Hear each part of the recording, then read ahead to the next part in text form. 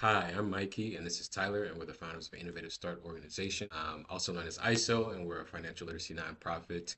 And in these sessions or in these podcasts, we like to talk about current financial or economic topics. And in some of our videos, we do hit on a lot of things that sometimes come up over and over again if there's been significant changes or trends to those. But yeah, so I think previously we've talked about student loans, especially in the beginning of our, I guess, podcast. We've had some things about like, what does it mean to take out these loans and what does it mean as far as like an early borrower, understanding the difference between unsubsidized and subsidized loans. Early podcast, you can check out those videos.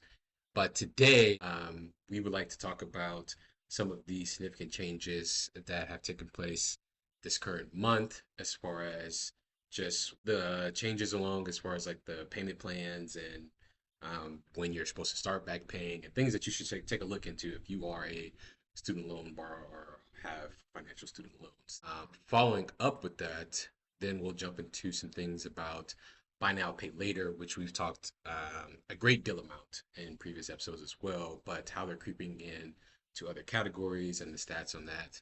And then we'll close out on some of the job market stuff, which I'm sure is a very hot thing right now, especially those who are currently looking for something, for an opportunity. So, jumping into the federal student loans. So, essentially, the changes that took place this month, basically, for those who were on the SAVE plan, which has, I guess, as of now, as far as I know, has been completely done over. As far as there's, if you were on the SAVE plan, you should have gotten an email from your providers telling you that it has been discontinued and that you need to sign up for a new plan, so forth and so on. So if you haven't looked at your email or you missed that and you know you have student loans, I would most definitely check into that. Unless you were not on the SAVE plan or whatever else, still look into it, but just some context there. But essentially, there were some borrowing limits that were changed. Especially for graduate loans, and essentially, so some of those income-driven student loan repayments, especially if you're in forbearance, that also changes too. So make sure you take a look into that. So if you were in forbearance under the SAVE plan for whatever case, just make sure you look back into that because most likely the changes to student loans will have an impact on where you were as far as within that plan.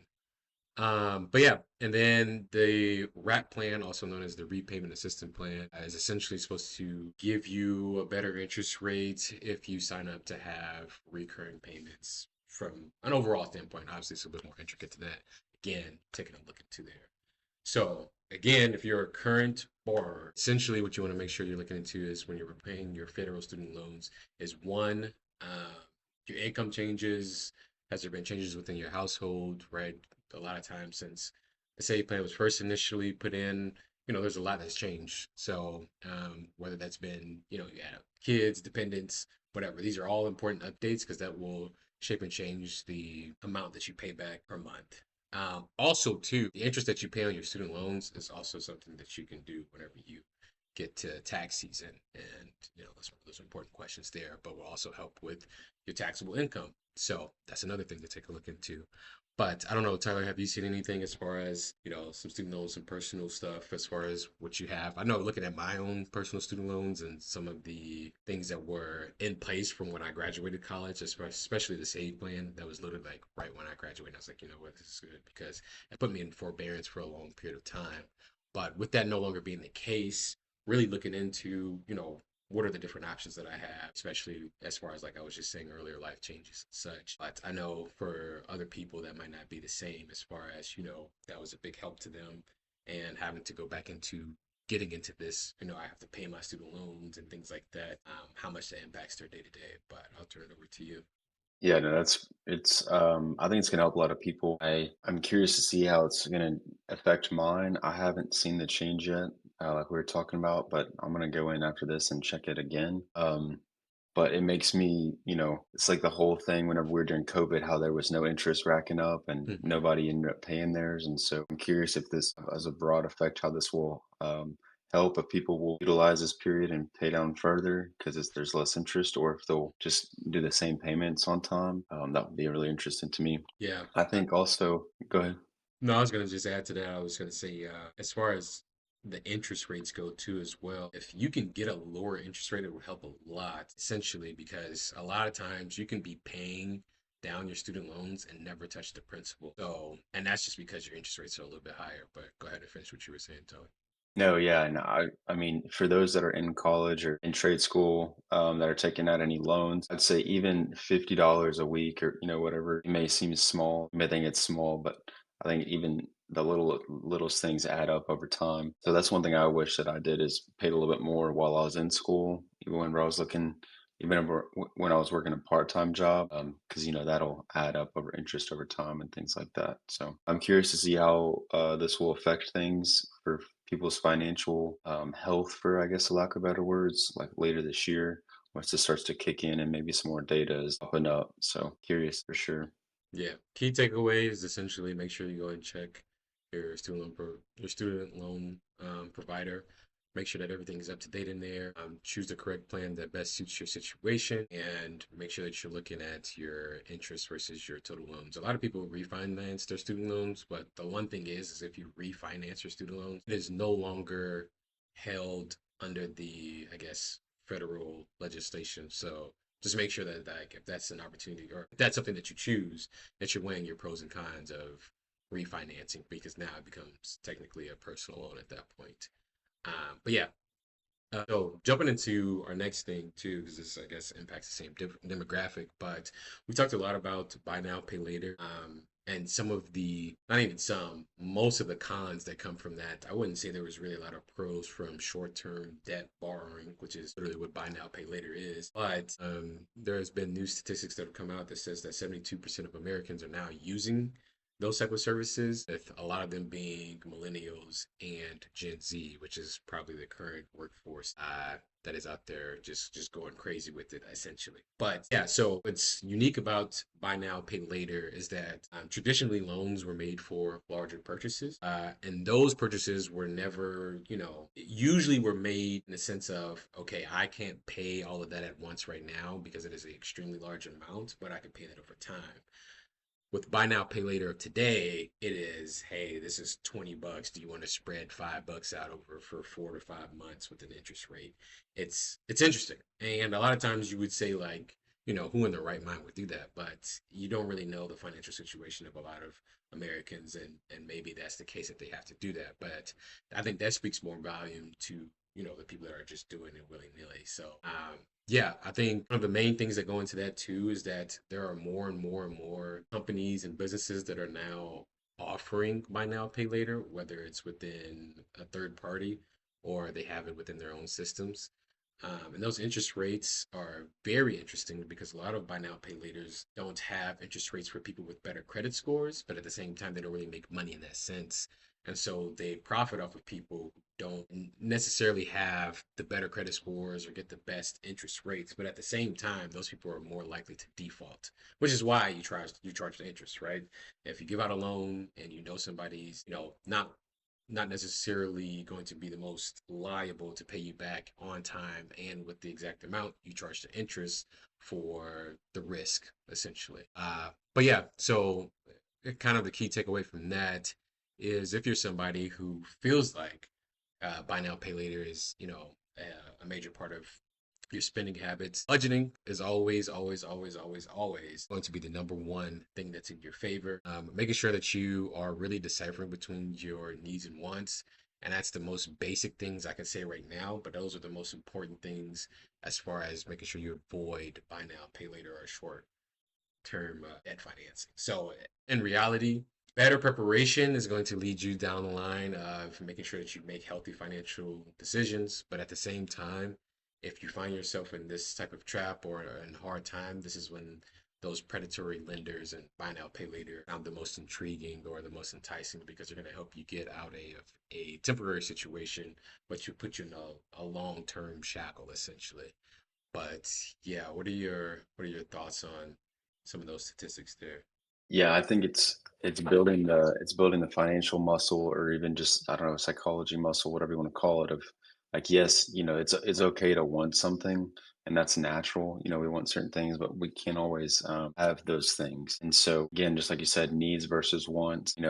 We need food. Now, whether we want a steak or we want, whatever it may be, there's two different things price wise, right? So I think it's building that, and I think that happens over time too, and then slowly but surely that'll help because you don't, you know, you of course we want steak or whatever nice fancy food it is or some something basic like that. You continue to work with yourself on holding back or saving a little bit. I mean, it's not going to be easy, but I think over time it builds a muscle for you to get disciplined to not buy other things. And I think that'll help with some of these buy now, pay later options because it's real easy to get stuck in that trap. So yeah, that's my biggest thing. I mean, it's sad. Again, we don't know some people's certain situations, so I highly recommend if you're in a tough situation to reach out to your local community, the resources. I know there's Facebook groups, things like that, like mutual aid, Facebook groups, even in my area where I live. Also, like state funded and federally funded programs for those that need them. Highly recommend it. You can just go on Google and look at those. For those that are trying to are falling into this buy now pay later trap, I just recommend. It's hard, but just create the discipline, to really try to just build up that muscle. That's the most practical thing I can think of, and that's what I had to do. Of course, I wanted to go eat Chipotle or Cava, 3 times a week, whatever it is, but that adds up quickly. Maybe just treating yourself one night a week, depending on your financial situation, student loans, things like that. So, Yeah. and just know, like, it's hard to find these interest rates. Like, I don't, just even with your credit card, it's hard to find that within the app sometimes. So it may be easier to not dig into some of that information, but make sure you're aware of what that means. What is 20% of $1,000? What is that? What does that mean for you? Hmm. And that's compounding. Understand that as well because it adds up. And I most, think that all leads back. yeah, most credit cards are not going to give you, you'll be lucky if you get 20%. Most of them start at like a flat 7 to 24 range. But yes, and just kind of on Tyler's example there, if it was 1,000, that's $270 every single time. And then that compounds because if you only, the issue is, right, if you're only making minimal payments and say you have 1,000, it puts on interest of 270. If you only pay the 270, you're still at 1,000. So you only just ate at the interest charge and you're still at that same amount. And then you're just going to continually do that. And then the case is that say your credit limit was 3,000 and you only paid that interest that came on there for what got carried over. And so now you're back at 1,000, but you still have things you need to spend and you're still using your credit card. Now that amount shifts up. And now that's where the debt starts to just form and come and you put yourself in a real debt trap. But key takeaway is just to make sure that if you are in a better financial situation, please don't use these things. It's very unnecessary. If it can wait, it can wait. Again, budgeting, needs and wants, really stick to it, stay disciplined, like Tyler was saying. Those are the main or key important factors essentially. But yeah, jumping into our last topic, we want to talk about some of the job market. I think it's very rough out there for a lot of people. A lot of times when you're, in a current job or you're in a more comfortable role, it's easy to kind of turn a blind eye to some of that. But if you're somebody who knows someone who's been in the job market for a very long time, there are people who've been in the job market for 6+ months. It's very interesting to see what's out there, right? And there's a lot of factors that come into play, but recently there's been the unemployment rate has been pretty stable essentially. But what is happening is now is that there's less jobs being posted. And so the availability of jobs that are supposed to be there for the current people who are on the market is kind of dwindling out. You have less people, right? Because they see, oh, such and such is in the job market, or they go on any professional network and they're seeing the struggle out there. They're less likely to try to job hop because they say, let me just be content in the opportunity that I'm currently presented with versus maybe there's another option. There's no guarantee or at least no upside of trying to search for something else because then you're putting yourself in the same pool as everyone else. And not in the necessary sense that a lot of people in their current job will also look for other jobs. So not only are you competing against people who are unemployed trying to find another job, but there are other people that are trying to seek other opportunities and up their pay rate or whatever. Because job, essentially, when you join a different opportunity or whatever else, you're looking for a pay increase, salary increase, and just overall, just, I guess, better functionality for whatever your lifestyle is or whatever you're trying to achieve. So your career growth is extremely important. If you feel stagnant or whatever else, really just evaluate the opportunities that are out there. I would say never really become complacent in the job that you have because you never know what type of opportunities that are out there and also the misfortunes that can come from, being content in your current situation. With that being said, again, the job market is pretty tough right now. So for those people who are currently looking, hopefully some of those opportunities present themselves. I think a lot of times people will reiterate the same things and, tell you like about your resume and things like that. But the main thing that you should be looking at is diversifying your skill sets so that when you're applying to jobs, they're not in just one niche area. You can open up the opportunities of what you can do. And then also on top of that, also gain on your own skills and your expertise because it's one thing to know something, but it's also another thing to be able to apply it. But yeah, so essentially your opportunities will become greater the more skills you put under your belt, right? Look at a general contractor versus somebody who's only a carpenter or an electrician, right? If at any time that somebody needs something, you have the multi-skill set and you might not be a master of one skill, but at least you can do something in those certain opportunities and then become a master in that skill. So just look at it that way. That is probably the best piece of advice you could get right now because I think a lot of things is, applying, fixing your resume, cold calling, whatever it is. But again, you'll get those opportunities if, you widen your net and you have those skills to widen your net. But yeah, what are your thoughts, Tyler? Yeah, just I mean that's all good. The only thing I would add to that is maybe just getting as many reps as you can, for lack of better words, at your company. You may have to work a little bit extra hours. I think over time it'll pay off. Also knowing more people, so getting to know people in a genuine way, not in a transactional way, but people whether you're working with them or just people that are in an industry that you want to get into, ask them how they got there. I think those are all things that can help in this situation. And over time, some things will start to fall into place. It may take some time to get in a certain role or position, but always be strategic as well. Yeah, for sure. So again, key takeaways from our topics that we talked about today. Budget, needs and wants, main thing, most important, right? Reevaluate your situation. Make sure you update everything in your student loans provider so you can make sure that you're getting the best payment plan or whatever to your situation. And then as far as job searching and making sure that you're landing the right opportunities. If you're somebody who's in college right now and you're currently searching, please, please, please, especially if you are a freshman, please make sure that you are looking at the job growth or the sector that you're getting into that your degree leads into. And while you have the opportunity to, you have the time on your side to really gain skills, please do so at that point so that when you get to the job market, you're not trying to do those simultaneously. So, yeah, the opportunities are vast with the more skills that you gain, the more knowledge that you attain. And I think that's just the overall, I guess, consensus on that. But yeah, that's it from us. We appreciate you guys. Check us out on YouTube and on our other podcast channels. And yeah, we'll catch you guys next time. See you.